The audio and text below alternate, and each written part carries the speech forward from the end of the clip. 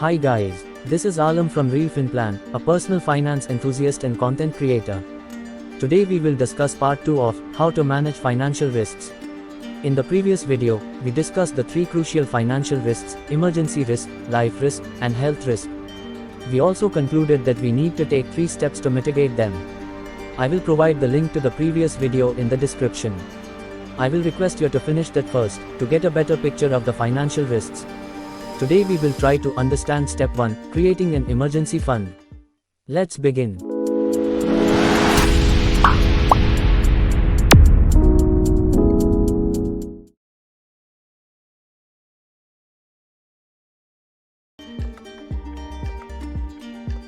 As the word emergency suggests, an emergency or risk can strike us at any time.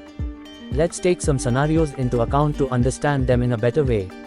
If you lose your job, how will you survive till you get a new job in this competitive world? How will you pay for your AMI till everything gets sorted? What will you do if you don't have a regular income like a salaried person and your income stops or gets reduced due to any economic crisis? How will you manage everything if your business doesn't do well for some time? If anything happens to any family member, a medical crisis occurs and you need to move here and there for treatment, how will you manage the expenses? Due to some road accidents, you get injured and your bike or car is also damaged. How will you deal with the situation financially? If you have a high medical risk patient in your family, like diabetes, high BP, etc., how will you react when there is a crunch situation? If a natural disaster strikes you like a flood or cyclone, how will you survive until everything gets normal again? If you face sudden theft or repair in your house, how will you manage the situation? Suddenly, you get a call from your close family member who is sick. Now, you will have to travel on such short notice and you may have to help him or her financially too. How will you manage the expenses? If any other financial situation occurs without any plan, how will you manage that? This is why you need to build an emergency fund. An emergency fund is the savings that is set aside for these kind of unexpected emergencies. If you have an adequate emergency fund, you won't have to put your hands on long-term savings or go for a debt during difficult times. Your aim should be to save adequately for your emergency fund to ensure peace of mind and financial stability. More importantly, it should be fully liquid, like cash and cash equivalents, as it will be used in case of emergency. 1. Financial security. If you have an adequate emergency fund, it will provide you with a safety net in case of life's unexpected events. It prevents you from relying on high-interest loans or credit cards. It saves you from financial stress and provides security. 2. Peace of mind. Knowing that you have a financial cushion allows you to sleep better at night. You will be ready to face any kind of financial crisis. You can easily bounce back from a crunch situation without worrying about money. 3. Protection against debt. If you don't have an emergency fund, unexpected life events and expenses can lead you to debt accumulation or to use a credit card at high interest rates. This can lead to a cycle of debt or loans that's hard to break free from.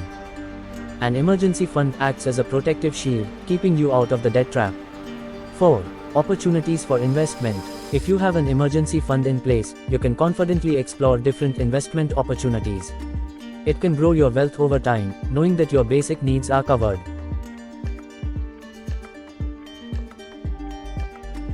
Before building an emergency fund, know your expenses, not income, which include some mandatory expenses like food, bills, utilities, like electricity, mobile, internet, and basic day-to-day personal and family expenses, school fees and other related costs for children, transportation costs, fuel, bike or car maintenance, ride-sharing, etc.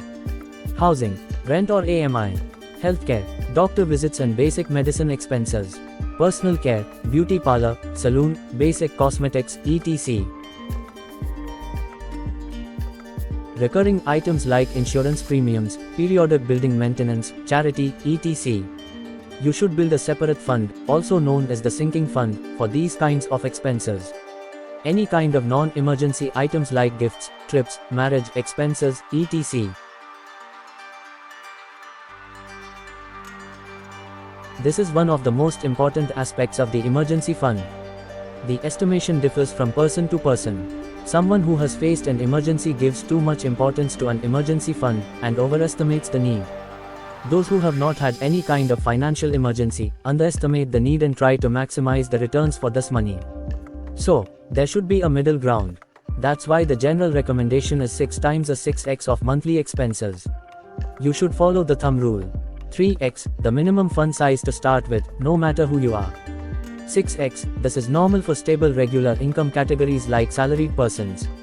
12x, this is for irregular income categories like businessmen. This is also recommended in high-risk scenarios, like the global pandemic, recession, job uncertainty, high medical risk, etc.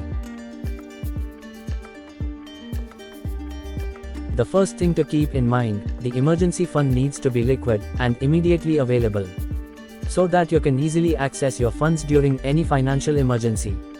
So, you should park your money in those assets that can be easily convertible into liquid cash. Do not chase returns here. Also, don't lock up this money in a way that it's not available at the time of need. So, what are the options? Household cash, savings bank account, fixed deposit, recurring deposit, auto sweep FD, liquid mutual funds. For banks, you can easily go with large banks like SBI, HDFC, or ICICI. Always look for banks that offer sweep FDs. But if your bank does not offer sweep FDs, then you can keep some money in a savings account and some in FD. All the time look for good ATM coverage. Have net banking via apps set up on your phone, so that you can access your money anywhere and anytime. If you want to keep your money in a liquid fund, then put that money in an Insta redemption liquid fund. It's a kind of liquid fund offered by various mutual fund AMCs. Under this facility, investors can withdraw up to 50,000 rupees or 90% of the investment amount on any given day through the IMPS. You will get your money in the bank account within 30 minutes.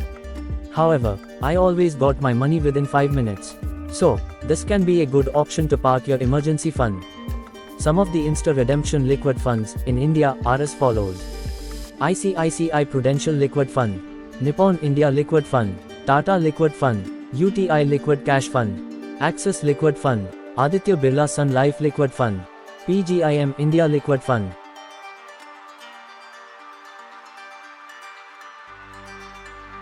Do not keep family gold as an emergency fund.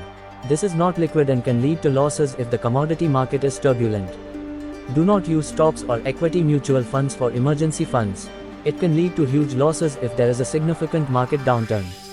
So, now let's summarize the whole thing. Why this is needed. Pay for unexpected expenses. You will sleep better at night. You will be able to keep yourself out of the debt trap. What to do? Save 6 to 12 times monthly expenses and AMI. Use bank sweep FD and liquid funds. After spending for unexpected events, always refill the emergency fund back to its original level.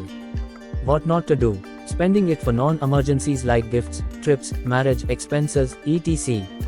Lock the money in illiquid assets and make it inaccessible. Keep the money in volatile assets like gold or the stock market. Start investing before building an emergency fund. Always remember, an emergency fund is a part of everything you need to do before investing in financial goals. If you have any queries regarding emergency funds, just comment on the video. I will try my best to answer them. Also, I will provide the links to my blog related to mitigating financial risks and emergency funds in the description. Read them to get a comprehensive idea of how to manage your emergency funds. In the next video, we will start with step 2 of our master plan, buying a term life insurance. Be ready to learn something differently. Till then, calculate your average monthly expenses including your AMI to create a robust emergency fund. Thank you for watching the video. If you like my video, then please like, comment, share, and subscribe. Also, visit my website realfinplan.com to learn more about personal finance.